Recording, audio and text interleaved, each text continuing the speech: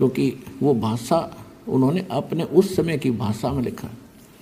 तो उसमें क्या लिखा है, पासिंग किसे कहते हैं, जैसे हमारे यहाँ दास का जन्म किसान परिवार में हुआ तो हमारे घर पर ये व्यापारी लोग आते थे, कोई चने तो ले जाता था, कोई बाजरा, कोई गेहूँ। तो वो क्या करते थे, जब तोलते समय हमारे पिताजी कहते थे कि भाई लाला जी अपनी तराजू चेक करा पहले। वो देखते थे अगर थोड़े से अनबैलेंस्ड होती तो जिस कणक को हम वो सौदा करने आया था, जैसे गेहूं का ढेर पड़ा है और उसी को तोलना था, तो गेहूं ही एक मुट्ठी उठाई उस ढेर में से और तराजू को एकसार करने के लिए, एररलेस करने के लिए, उसकी त्रुटि निकालने के लिए एक पलड़े में वो थोड़े से गेहूं डाल देता था 2-4 ग्राम, और जिससे वो डिफेक्ट तराजू का ख़त्म हो जाता था तो उस तरफ बट्टे रख देता था।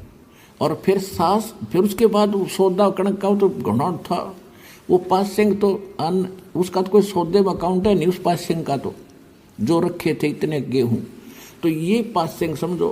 तो अब क्या बताते हैं गरीबदास जी,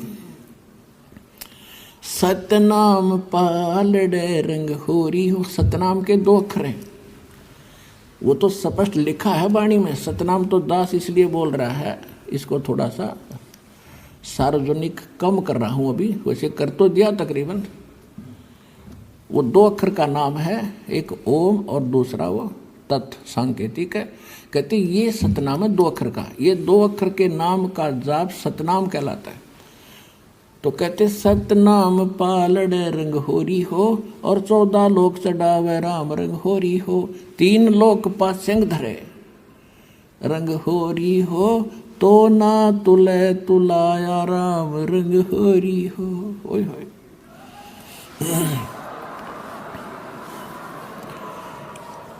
अब एक सिमरन की ओए होए इतनी कीमत है। और परमात्मा खुद अपनी वाणी में बोलते हैं, कबीर कहता हूँ कहीं जात हूँ और कहूँ बजा के ढोल, श्वास जो खाली जात है ये 3 लोक का मोल। ये तो जो बिना नाम करे तुम खाली छोड़ रहे हो, ये भी इतना कीमती है, 3 लोक का मोल। और सतनाम के साथ जाप किया जाता, कहते 3 लोक पासिंग धरे रंग हो रही हो, तो ना तुला तुला राम रंग हो रही हो। इसकी इतनी कीमत बन जाती है सतनाम के जाप से। और फिर सार नाम, ओए होए उसका तो कहना है कि